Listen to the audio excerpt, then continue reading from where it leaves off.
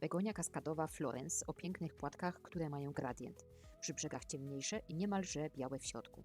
To te odmiany wybrałam w tym roku i zakupiłam jej bulwy. Tutaj mam opakowanie z bulwami. Widzimy na nim jaka to odmiana oraz już w środku znajdują się 4 bulwy wielkości około 4 cm. Z drugiej strony mamy podstawowe informacje, takie jak iż roślina nie jest mrozoodporna, sadzić należy ją w odstępach 25 cm i na głębokość 2 cm. Długość pnączy może sięgać 25 cm w okresie kwitnienia od lipca do października, najlepiej w półcieniu. A tak wyglądają bulwy. Rozmiar się zgadza z opakowania. Jeżeli możecie podejrzeć, jak wyglądają bulwy, wybierzcie twarde i ciężkie bulwy. Im większa bulwa, tym więcej kwiatów będzie latem. Bulwa najlepiej powinna być twarda jak świeży ziemniak. Jeżeli ugina się pod palcem, odłóż ją. Prawdopodobnie gnije.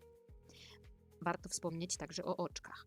Szukaj małych, różowych wypustek. To znak, że roślina już żyje i chce rosnąć. Na pierwszy rzut oka w moich bulwach nie widać tych oczek, ale po oczyszczeniu delikatnym widać, że są miejsca, w których te oczka już się tworzą. A teraz najważniejsza zasada. Nie posadź bulwy do góry nogami. To wgłębienie, które przypomina miseczkę, to góra. Stąd wyrosną pędy, pojawią się oczka. Dół bulwy jest wypukły i zazwyczaj gładszy. To stąd wyrosną korzenie.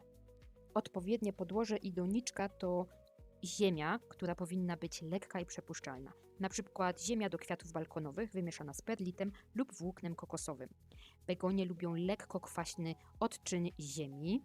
Ja do moich doniczek wrzucam wymieszany torf z perlitem oraz keramzytem. Nie ugniatam na razie mojego wypełnienia, tak aby było bardzo luźne.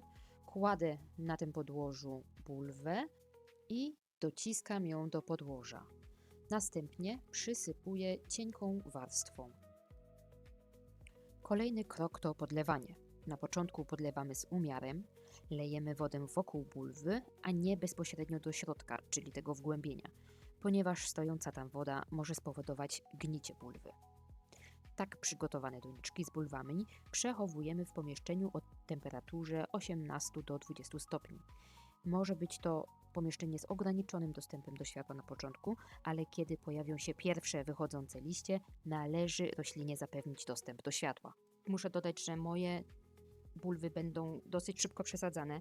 Jak pojawią się, nie pierwsze liście, ale jak będzie już kilka liści i roślina będzie widać, że jest w miarę stabilna, będę ją przesadzać do doniczek właściwych. Ale na razie będą się budzić do życia w tych doniczkach. Podsumowując najważniejsze informacje o sadzeniu bulw begonii, musimy jeszcze raz wspomnieć, że najlepiej jest je sadzić w marcu.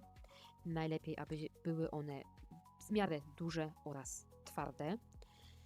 W optymalnych warunkach będą one miały już jakieś oczka, ale nie jest to konieczne.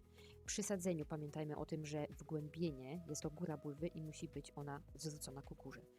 Przysypujemy naszą bulwę niewielką ilością podłoża, następnie podlewamy niewielką ilością wody wokół bulwy, nie lejąc wody do środka. Odstawiamy taką doniczkę w pomieszczeniu o temperaturze 18 do 20 stopni. Kiedy pojawią się pierwsze liście, musimy zapewnić dostęp do światła. Teraz pozostaje nam tylko cierpliwość. Pierwsze liście powinny pojawić się za około 2-3 tygodnie. Pamiętajcie, begonie to rośliny tropikalne, nienawidzą mrozu, więc na zewnątrz wystawiamy je dopiero po 15 maja. Jeśli film Wam się spodobał, dajcie znać w komentarzach, jakie odmiany begonii sadzicie w tym roku i z jakimi innymi cieniolubnymi roślinami będziecie je komponować. Pozdrawiam!